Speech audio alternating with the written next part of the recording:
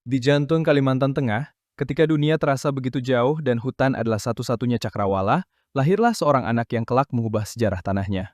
Tahun 1918, namanya Jilik Riwut.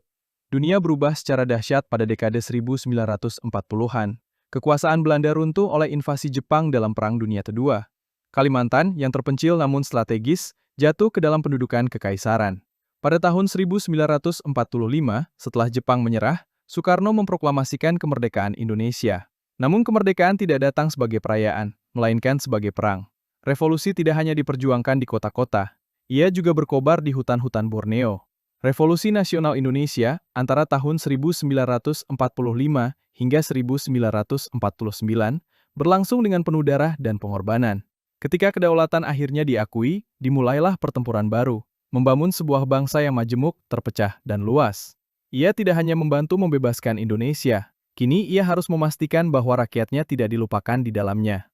Namun ketika ia membangun jalan dan memimpikan kemajuan, kekuatan politik yang lebih gelap mulai bergerak di Jakarta.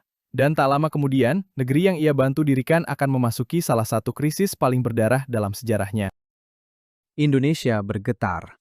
Setelah percobaan kudeta pada tahun 1965, negeri ini tenggelam dalam kekerasan politik yang masif.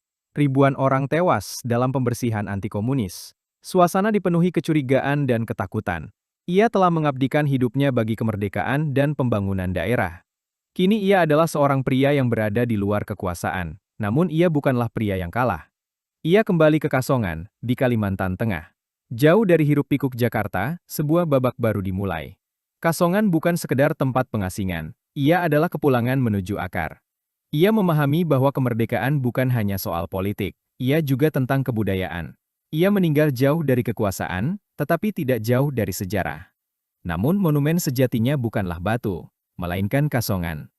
Seorang anak rimba pernah memimpikan sebuah bangsa, ia memperjuangkannya, ia membangunnya. Dan ketika kekuasaan berganti tangan, ia memilih untuk kembali ke asal. Di Indonesia yang masih mencari keseimbangan antara modernitas dan tradisi. Siapa yang hari ini melanjutkan mimpi yang bermula di perairan Kahayan?